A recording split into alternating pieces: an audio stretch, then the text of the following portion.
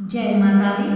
नमस्कार दोस्तों, स्वागत है आप सभी का हमारे YouTube चैनल लक्ष्मी शर्मा की कहानियां पर। ओम नमो भगवते वासुदेवाय नमः। प्यारे भक्तगणों, आज आप सभी श्रवण करेंगे श्रीमद् भागवत गीता पाठ 17वां अध्याय महात्म्य सहित। अर्जुन ने पूछा, हे भगवान, जो शास्त्र विधि को छोड़ श्रद्धा के साथ पूजन करते हैं, उनकी निष्ठा किस प्रकार की है? सात्विकी है या राजसी है अथवा तामसी है? श्री कृष्ण जी बोले, प्राणियों के स्वभाव से ही सात्विकी, राजसी और तामसी ये तीनों प्रकार की श्रद्धा है। सुनो सुनो। स्वात्विकी पुरुष देवताओं को पूजते हैं, रजोगुण यज राक्षसों को पूजते हैं और तामसी जन भूत प्रेतों को पूजते हैं। जो लोग कपट, अहंकार, काम, विषय अनुराग और आग्रह युक्त शास्त्र में न कहा हुआ उग्र तप करते हैं, वे मूर्खता से केवल अपने शरीरस्थ आत्मा को ही नहीं बल्कि मुझे कष्ट देते हैं। उन्हें निश्चय ही आसुरी प्रवृत्ति की जानिए। जैसे प्रत्येक को 3 प्रकार का आहार प्रिय है, उसी तरह यज्ञ, तप और दान भी 3 प्रकार के हैं, जिनके भेद सुनिए।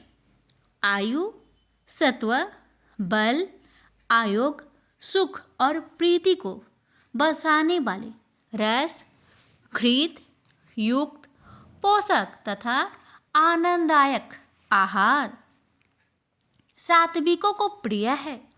कड़वे, खट्टे, नमकीन, गर्म, तीखे, रूखे, चरपड़े तथा दुख, शोक एवं रोगजनक भोजन राजसी लोग को प्रिय है। पहरों का रखा हुआ, बासी, अनिरस, दुर्गंध युक्त, बासी, उचिष्ट, अपवित्र भोजन तामसी लोगों को प्रिय लगता है। यज्ञ करना ही है, ऐसा मन को दृढ़ करके फल की इच्छा बिना विधि पूर्वक जो यज्ञ किया जाता है सात्विक है।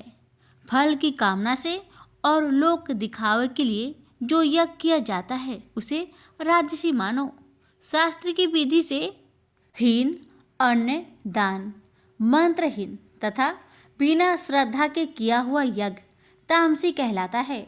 देवता, द्विज, गुरु तथा विद्वान इनका पूजन, पवित्रता, ब्रह्मचार्य तथा अहिंसा का आचरण करना शारीरिक तप है। जिस वाक्य से किसी का दिल न दुखे, सत्य, प्रिय, हितकारी भाषण, स्वाध्याय का अभ्यास वाचिक तप है। मन की प्रसन्नता, चित्त की शांति, आत्मा निग्रह तथा निष्कपट रहना यह मानसिक तप है।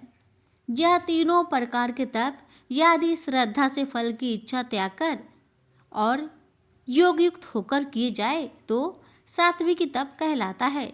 जो अनित्य और क्षमा तप राजस है। जो दुराग्रह से आत्मा को कष्ट देकर व दूसरे के नाश के लिए किया जाए उसे तामस कहते हैं। जो फल की इच्छा त्याग उत्तम बुद्धि से उत्तम स्थान में सत्य पात्र के बदले कोई वस्तु लेने की इच्छा बिना दिया जाता है उसे सात्विक दान कहते हैं। जो दान प्रत्युपकार एवं किसी फल की इच्छा से कलेश पूर्वक किया जाता है उसे राक्षस दान कहते हैं। ओम तत्व और सत्य ये तीनों ब्रह्म के नाम हैं। इन्हीं से आदिकाल में वेद और ब्राह्मण है। इसी से ज्ञानी पुरुष यज्ञ, दान तथा तप आदि क्रियाएं ओमकार उच्चारण सद्भाव एवं साधु भाव से किया जाता है तथा मंगलादिक विवादिक कर्म में भी जो सत कहते हैं और ईश्वर प्राप्ति के अर्थ कर्म है ये भी सत कहलाते हैं। पार्थ, श्रद्धा से रहित दान, तप तथा अन्य जो कर्म किए जाते हैं वह असत कहलाते हैं। वह न इस लोक में और न परलोक में ही हितकारी है। प्रेम से बोलिए श्री कृष्ण भगवान की जय।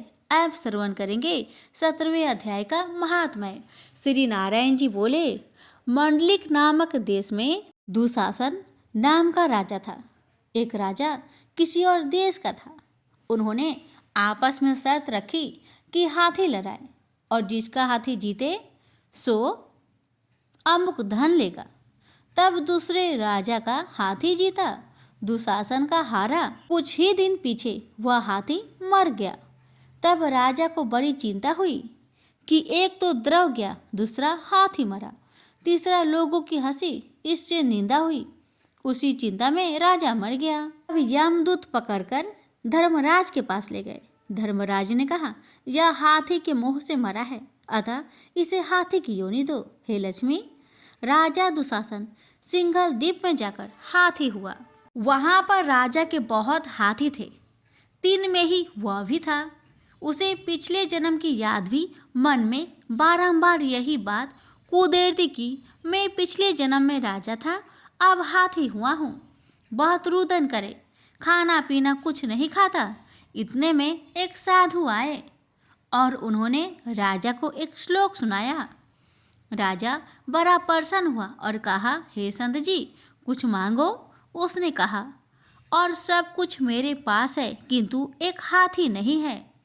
राजा ने यह सुनकर वह हाथी दे दिया। ब्राह्मण उसे अपने घर ले आया, हाथी को दाना दिया। वह नहीं खाता, पानी भी नहीं पीता। रुदन कर मन में सोचे कि कोई ऐसा हो जो मुझे इस योनि से छुटकारा दिलाए। अब उस साधु ने महावत को बुलाकर पूछा कि इस हाथी को क्या दुख है, इस कारण से यह कुछ खाता पीता नहीं। महावत ने देखकर कहा, कुछ रोग तो नहीं है। तब साधु ने राजा से कहा, हाथी खाता पीता कुछ नहीं, खरा खरा रुदन करता है। यह सुनकर राजा स्वयं देखने को आया। राजा ने भले युग वैद्य महावत बुलवाए और उनको हाथी दिखाया। उन्होंने देखकर कहा, हे राजन, इसको कोई मानसिक दुख है, देह का कोई दुख नहीं। तब राजा ने कहा, हे हाथी, तू ही बोलकर कहे, तुझे क्या दुख है। परमेश्वर की शक्ति से मनुष्य की भाषा में हाथी ने कहा, हे राजन, तू बड़ा धर्मज्ञ है और यह ब्रीफ भी बड़ी बुद्धिमान है। इसके घर कान वही खाए जो बड़ा धर्मात्मा हो, मुझे क्यों मिले। तब साधु ने कहा, हे राजा, अपनी हाथी फेर लो। राजा ने कहा, दान दिया हुआ हाथी नहीं फेरता, यह हाथी मरे चाहे जिए। तब हाथी बोला, हे संत, तुम मत घबरा, तेरे घर में कोई गीता का पोथी हो तो मुझे 17वें अध्याय का पाठ सुना दे। तब उस साधु ने ऐसा ही किया। हे लक्ष्मी, 17वें अध्याय का पाठ सुनते ही तत्काल हाथी की देह छूटी, देवदेही पाई तथा स्वर्ग से विमान आया। उस पर चढ़कर राजा के सामने खड़ा हुआ और राजा की स्तुति की। तू धन्य है, तेरी कृपा से मैं इस अधम देश से छूटा हूँ। नारायण ने कहा, लक्ष्मी, यह 17वें अध्याय का महात्म्य है। प्रेम से बोलिए लक्ष्मी नारायण की जय।